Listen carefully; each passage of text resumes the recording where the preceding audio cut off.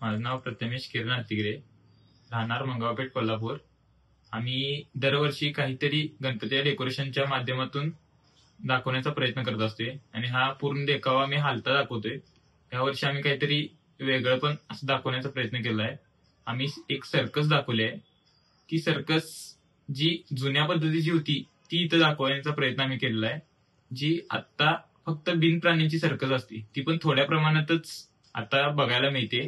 ती पण कोण जाते कोण नाही जाईल, त्यामुळं जी सर्कस ज्या मोबाईलमुळं आणि मनोरंजनाचं साधन एक मोबाईल झाले त्यामुळे जी हरवत चाललेली सर्कस आहे ते आम्ही हरवायला नको म्हणून एक सर्कस आम्ही इथे केली आहे। त्यामुळे जे लहान मुलांना पण सर्कस बघावी आणि त्यांना पण कळावं की सर्कस म्हणजे काय होतं हे एक दाखवण्याचा आम्ही एक गणपतीच्या डेकोरेशनच्या माध्यमातून एक छोटासा प्रयत्न केला।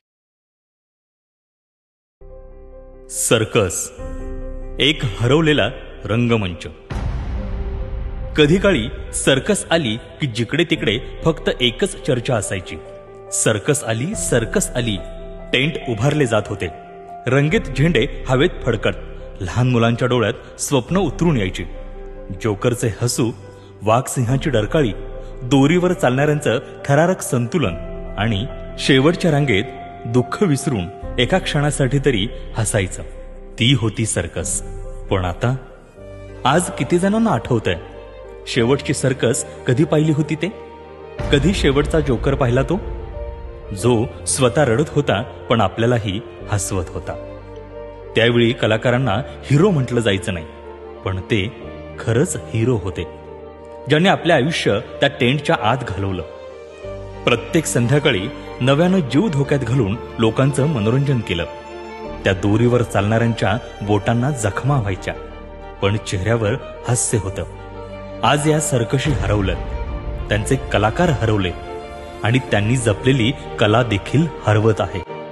प्राणी वापरणं हे चुकीचंच होतं। सिंहाला रिंगणामधून उड्या मारायला लावणं, हत्तीला वाजवायला शिकवणं हे माणुसकीच्या विरोधात होतं आणि त्यावर बंदी आली, योग्यच झालं। पण त्या बंदीबरोबरच आपण कलाकारांनाही विसरलो।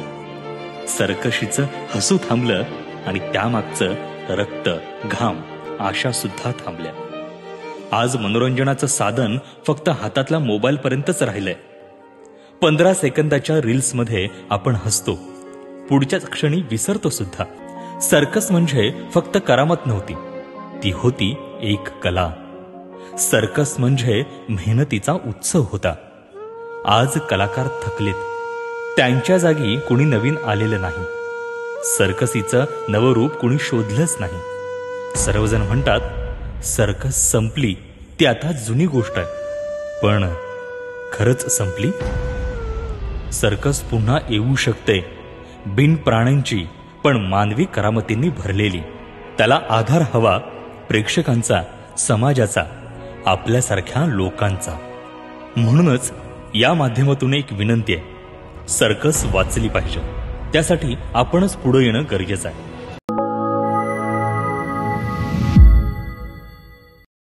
चॅनलला लाईक, शेअर आणि सबस्क्राईब करा आणि हो, बेल आयकॉनवर क्लिक करायलाही विसरू नका।